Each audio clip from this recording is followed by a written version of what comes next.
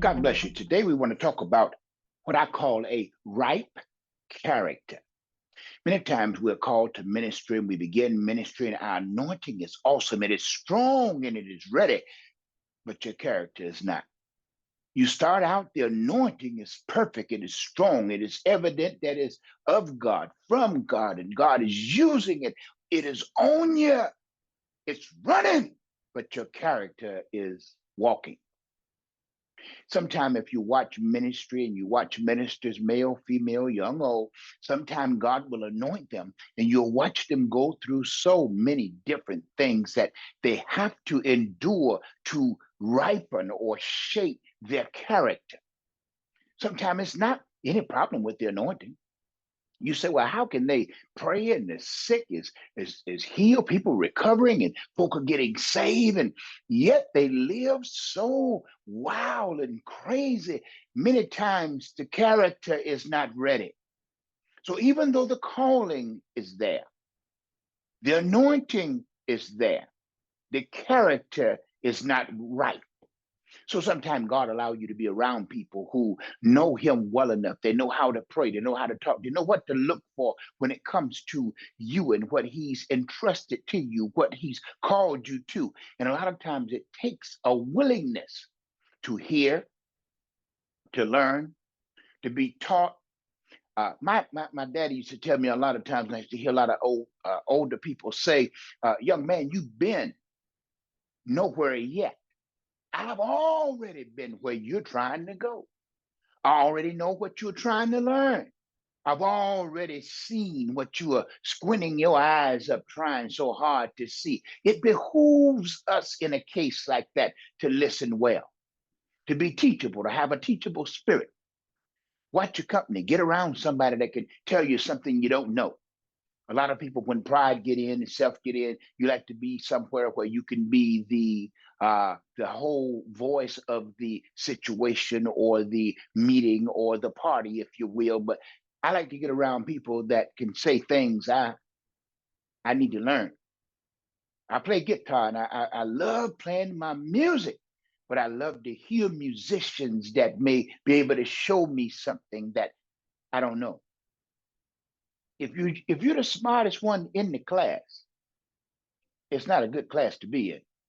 Get around some people that know what you don't know, that can help you learn, find, understand, and grasp what you need to make the man or the woman that God have called you to be. When you do that, it broadens everything, your mind, your mental ability, it increases. When you get a highlight out of being the smartest one in the room, you end up being the dumbest one.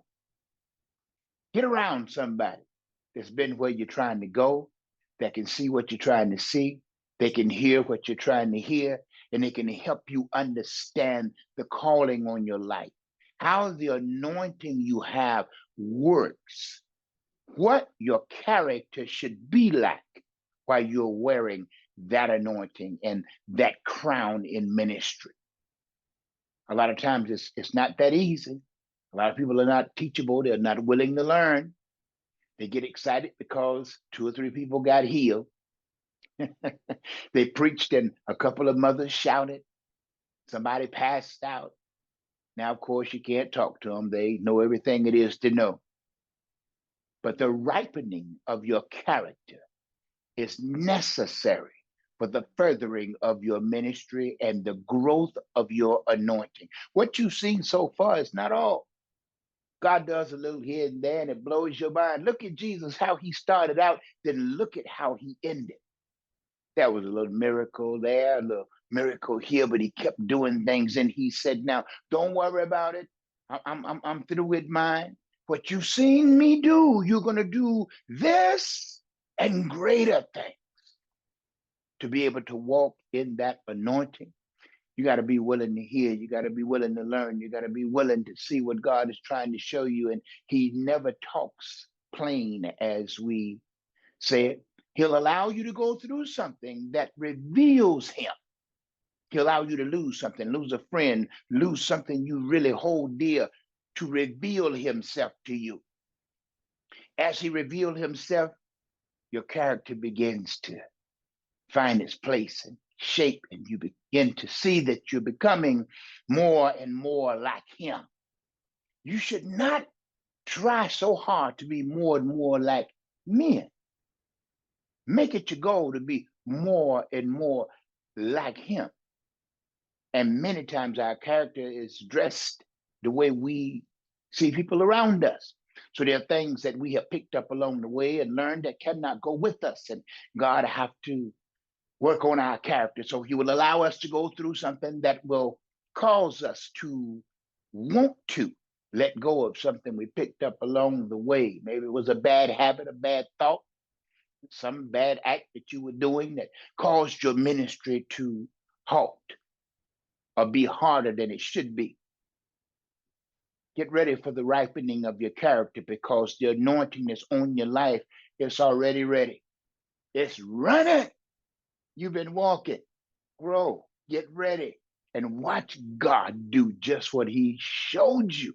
You had visions, you had dreams, you had people prophesy to you, and you say, yeah, well, I'm doing all right, but I don't see all of that. It's been waiting for the ripe character that you should have. Anytime you're around people that can't cause you to grow or increase, you need to change your company.